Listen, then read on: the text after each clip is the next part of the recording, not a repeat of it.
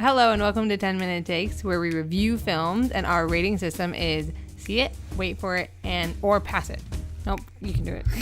Hello and welcome to 10 Minute Takes, where we give you the rating first. Our rating system is Hello and welcome to 10 Minute... My hair's in my face. Okay.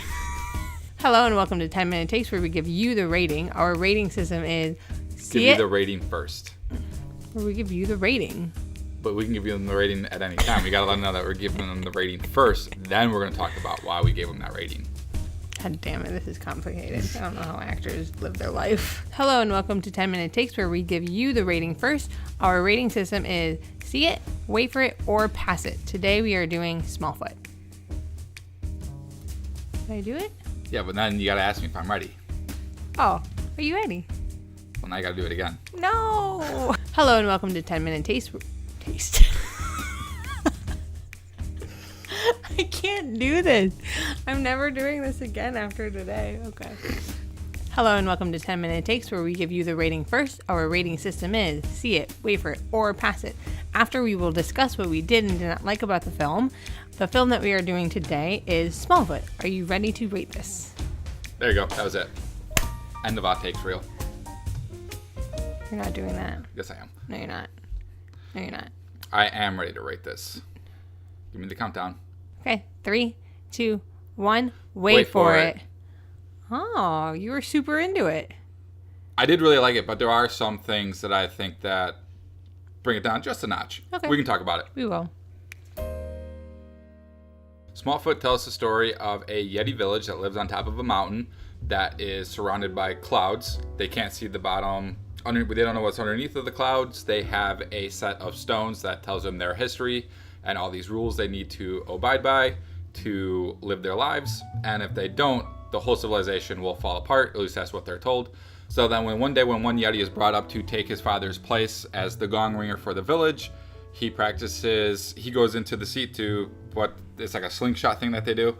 And this Yeti's played by Channing Tatum. The Yeti, during his first practice run, misses the gong. He flies out of the village, and when he flies out of the village and he crash lands on the side of the mountain, he sees a Smallfoot, and a Smallfoot is a person. And so when he brings that information back to the village, tells the village that he saw this, they don't believe him because in the stones it says that Smallfoots don't exist. And then he goes, how would the stones know if Smallfoots don't exist, if it never knew a Smallfoot ever existed? And then what follows is a series of events that then leads Channing Tatum's Yeti to go underneath of the clouds of the village to find the Smallfoot and then bring the Smallfoot back to the village. And that is essentially the story. Yeah. So with that said, there are quite a few things that I really did like about the film. Mm-hmm. And I think the first thing that actually really surprised me about the film was that it was a musical. I didn't know it was a musical. It's not a heavy musical. It's pretty light. I want to say there's maybe 5 songs in it. All kids' movies have a lot of music to it. How to Train Your Dragon doesn't have any music in it. Well, not all kids. I mean, okay. A lot of really good movies that Toy have... Story doesn't have music in it. Okay, stop. Okay, I get it. Okay. Specifically the movies that Bad choice of a line, okay? But a lot of... You know what? I had a thought process. I've lost it. Just keep going. But the music surprised me, and I actually really liked the music. I thought the music was really well done. The musical pieces were fun to watch. The voice acting was really well done. That was another aspect that I really liked. I actually liked the storyline. Mm-hmm. At first, there was this segment in the beginning where I was like, what kind of message is this sending? And it threw me for a loop, but then once it started getting into it, I was like, okay, I can dig this message. But that's what I felt was really good about the film.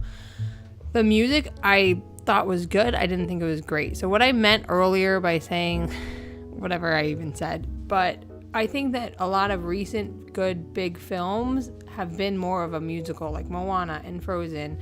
And I guess it's a type of kids movie. You're right, not every kids movie obviously isn't like all singing all the time, but I felt like this one kind of was the music. They were trying to get a hit like Frozen, and they were trying to get a hit like Moana, and I just didn't think they were going to get there. That being said, I loved the rap sequence. Oh, yeah, the rap sequence is cool. Comments. Yeah, I didn't think that I was surprised when it started going, and I really, really liked it. I'm glad that they put that in.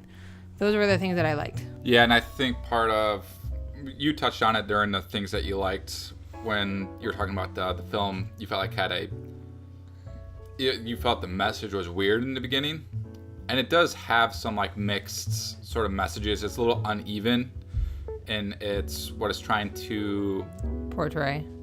Yeah, like you said, like one of the earlier scenes is like they're talking about their emotions. Like, you need to just bottle it up, push it down, and just let it go. I thought, like, I was really thrown off on that in the beginning. I was like, what are we watching? It's like, your emotions need to be bottled up and thrown away. Yeah, I was like, what? But then as it went over and, the story started to come around, they were trying to grow from that thought process, which I thought was interesting, that the message that they were sending in the end turned out to be a pretty good message. Yeah, a message of unity. And so the main crux of the story is that there's this stone robe that tells them what all the rules are. And they essentially say, like, we need to get rid of that stone robe, forget all the things that we think we know, and come up with new rules to help our village grow. And then those rules will then allow them to bring the Smallfoots into their lives or into their own existence. Because at the point of this film, Smallfoots don't exist. And then when you find out the reason why the stones have been written the way that they have been, some of the characters are like, we need to change this. Right. So because it was so long in the past that it doesn't mean that it's the same now. That it doesn't have the weight today that it did however long ago these stones were written. Which can have a really big conversation, especially in the adult world right now. But essentially we need to get rid of the old rules, make up new rules, and then to create a better world of unity. The issue that I had with the reason why it's a wait for it is because of not much happens outside of the Yetis want to prove the existence of the Smallfoot. I mean, that's probably like your first hour of the film. I guess now that you point that out, I guess that's where I'm getting that like lack of that, like just missing that it's great. There's like just something there. Like, I can't put my finger on why I didn't think it was great. And I think that was it. I think had you had taken the point when they actually make contact with the Smallfoots on the grounds, like when they actually go into the city, and then it turns into like a King Kong type of movie at the end. I think had you had moved that up to be the break into the second act, it would have been a better film. And had the second act been about the Smallfoots trying to fight against the Yetis, and having the Yetis actually try to, I guess, make it more of like a rescue mission of saving one of the Yetis that ventures into the city, while at the same time trying to prove to the Smallfoots that they're not evil creatures. Had that been the second part of the film, I feel like it might have been a better and more engaging film. But as it stands, what they did was, it was cute, it was nice, but it wasn't as engaging or dramatic as it could have been. I think my final thought is that I really wanted some of the side characters to be more involved in the film. Yeah. I really liked them, and I was kind of bummed that they didn't get to shine that much.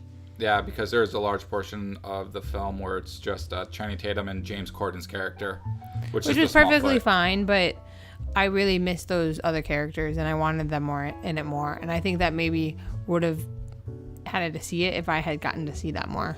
Yeah, and there's quite a bit of there's a subplot to James Corden's Smallfoot character, well, that he wants to like reestablish his career as a big time, prime time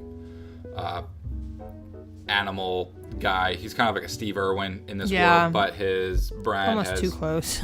His brand has dwindled and no one watches him anymore. So his whole thing is that he wants to prove the existence of the Yetis to go viral and get his brand back. And then his sort of story is like, is that really what's important? And I felt like that might have clashed a little bit with with the other story, the Yetis, and their own personal, their own personal struggle that they had with the whole stones and the robe and thing. Right. I get that. And I think you probably could have, had you moved that the third act King Kong moment and had that be your second act, I think you probably could have interwoven those two stories a little better. Okay. So that's it for me. Is that it for you? Yeah, that was it. That was my final thought. Okay. Thank you for watching. This was our discussion on Smallfoot. Hopefully you like this. And if you want to see more, we've got Venom and A Star is Born next week. Venom will be coming Friday morning. Star is Born will be Saturday morning. So if you like this and want to see more, subscribe. We've got more coming. Thank you for watching.